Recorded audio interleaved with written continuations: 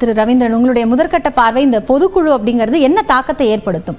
பொதுக்குழு தேர்தல் ஆணையம் அந்த இதுபடி ஒவ்வொரு கட்சியும் பொதுக்குழு கூட்டணும். அவங்களும் அதை முறைப்படி அந்த பொதுக்குழுவை கூட்டுறாங்க. பொதுக்குழு உள்ள தீர்மானங்கள் தான் ரொம்ப முக்கியமானது. இன்றைய தினம் அவங்களுக்கு உள்ள அரசியல் சூழ்நிலையில் அவங்க ஒரு தெளிவான முடிவெடுத்தாக வேண்டிய ஒரு தன்மை இருக்குது. இன்னும் ஒரு வருஷம்தான் தேர்தல் இருக்குது. விஜய் பிரச்சாரத்துக்கு மீன்ஸ் மக்கள் சந்திப்புக்கான ஆயத்த பணிகளில் இருக்கிறாரு. தங்களோட நிலைப்பாட்டை அவங்க தெளிவுபடுத்த வேண்டிய சூழ்நிலை இருக்கிறாங்க. மாநாட்டில் அவங்க சொன்னாங்க, நாங்கள் தனிச்சு ஆட்சி அமைப்போம், என்றாலும் எங்கள் கூட சேர்றவங்களுக்கு அமைச்சரவையில் இடம் கொடுப்போம்னு சொன்னாப்புல. நான் அப்போவே சொன்னேன், 1% பலம் கொண்ட ஒரு கட்சி கூட பலம் நிரூபிக்காத ஒரு கட்சியிடம், அது யாராக கூட இருக்கலாம், அது விஜய்க்கு தான் இல்லை, வரமாட்டாங்கன்னு சொன்னேன். அந்த கருத்து இன்னைக்கு பொதுக்குழு கூடுறது வரை அது சரியாக தான் இருக்குது. இவர் முஸ்தபா பாய் மட்டும்தான் வந்திருக்கிறாரு, அவர் பலம் நெறிச்சவர் அல்ல. அப்போ அவங்க இன்னைக்கு இடையில ஒரு தெளிவான முடிவெடுப்போம், நாங்கள் ஆட்சிக்கு வருவோம், 214 போட்டியிடுவோம்னு ஒரு தெளிவான முடிவெடுக்க வேண்டிய ஒரு நிர்பந்தத்தில் அவங்க இருக்கிறாங்க. மற்றபடி அவர்கள் தொடர்பாக கேசியமாக வந்த செய்திகள், தாவேகா அதிமுக கூட்டணி 117 சீட்டு 80 சீட்டுலாம் பல செய்திகள் வந்தது. எல்லாம் கேசிய செய்திகள், யூக செய்திகள் தான், ஆதென்டிக்கா எதுவும் கிடையாது. என்றாலும் அந்த செய்திகளை அவர்களும் குறிப்பிடத்தக்க அளவு மறுக்காமலே கொண்டு போயிட்டு இருந்தாங்க. இன்னைக்கு இவங்களோட தத்துவ எதிரி, கொள்கை எதிரியான பாஜக சேர்ந்த ஹோம் மினிஸ்டரை எடப்பாடி பழனிசாமியே போய் சந்திச்சுட்டாருன்னு சொல்லும் போது, எடப்பாடி பழனிசாமி பலம் நிரூபித்த பாஜகவிற்கான முக்கியத்துவத்தை கொடுத்துட்டு போறாருங்கிறத நாம புரிஞ்சுக்கலாம்.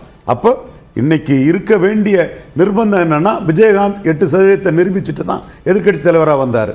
பவன் கல்யாண் 7% நிரூபிச்சுட்டு தான் இவர் டெப்டி சீஃப் மினிஸ்டர் இருக்காரு. விஜய்க்கும் அந்த இடம் அப்படித்தான் இருக்குது. பிரபல நடிகர், க்ரௌட் புல்லிங் கெப்பாசிட்டி உள்ளவர், எதிர்ப்பு ஓட்டு இல்லாதவர், தன் ஆதரவு ஓட்டு என்னங்கிறத அவர் நிரூபிக்க வேண்டிய நிலைமையில இருக்கிறாரு. அதுல தவறான ஆலோசனைகளால சிலர் பலம் நிரூபிக்கிறதுக்கு முன்னாடியே உங்களை நம்பி அரசியல் 26 தான் இலக்கு, அதுல நாங்க வெற்றி பெறுவோம் அப்படின்னு சொல்ற இடத்துல அவங்க இப்போ தனித்து விடப்பட்டிருக்கக்கூடிய ஒரு சூழல் இருக்கிறாங்கன்னு குறிப்பிடுறீங்களா? தனித்து அவங்க விடப்படல. விஜயகாந்த் வரும்போதே தனிச்சு தான் வந்தாரு. தனியா வரக்கூடிய எல்லாருமே அப்படிதான் இருக்க முடியும். இவங்கள்ட்ட தவறான ஆலோசனையில உங்களுக்கு பலம் நிரூபிக்காமலே சீட்டு தந்துருவாங்க, பலம் நிரூபிக்காமலே உங்க கூட கூட்டணிக்கு ஆள் வந்துருவாங்கிறத தவறான ஆலோசனை யாரையோ கூட்டி சொல்லி இருக்கிறாங்க. இதுவரை அதற்கான எந்த ரேகையும் இல்லை. அப்ப நீங்க விஜயகாந்த் வரும்போது ஜாதி கட்சிகளோட கூட்டணி இல்லை, 214 நான் நிற்பேன் அப்படின்னு அவர் துணிச்சலா சொன்னது மாதிரி, நீங்களும் அந்த கொள்கை முடிவாட்டை இந்த பொதுக்குழுல இருந்து நடந்த விழா இருக்கட்டு, நடக்க போறவிகள் கடந்த காலத்தின் அனுபவத்தில் உள்ள பாடத்தை படிச்சுக்கிட்டு பத்திரிகை செய்திகள், கேசிய செய்திகளை நம்பாண்டாம். நாம தெளிவா வெளிப்படையா நம்ம கொள்கைகளை சொல்லி விஜய் தான் முதல்வர்னு 214 நாம போட்டியிடுவோம். சப்போஸ் வரக்கூடியவங்க வரட்டுங்கிறது ரெண்டாவது விஷயம். ஆனா ஒருத்தரும் வரலங்கிறதா உண்மை. இப்ப நீங்க நாங்க கூட்டணி ஆட்சியில் பங்குன்னு சொன்னாங்க, காங்கிரஸ் வந்துரும் சொன்னாப்புல, விடுதலை சிறுத்தைகள் வருவாங்கன்னு சொன்னாப்புல.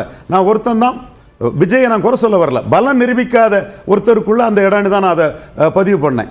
அப்ப காங்கிரஸ் கூட்டணி ஆட்சியில் பங்கு இல்லாமலே திமுக கூட தான் இருக்கிறாங்க, கூட்டணி ஆட்சியில் பங்கு இல்லாமலே விடுதலை சிறுத்தைகள் திமுக கூட தான் இருக்கிறாங்க.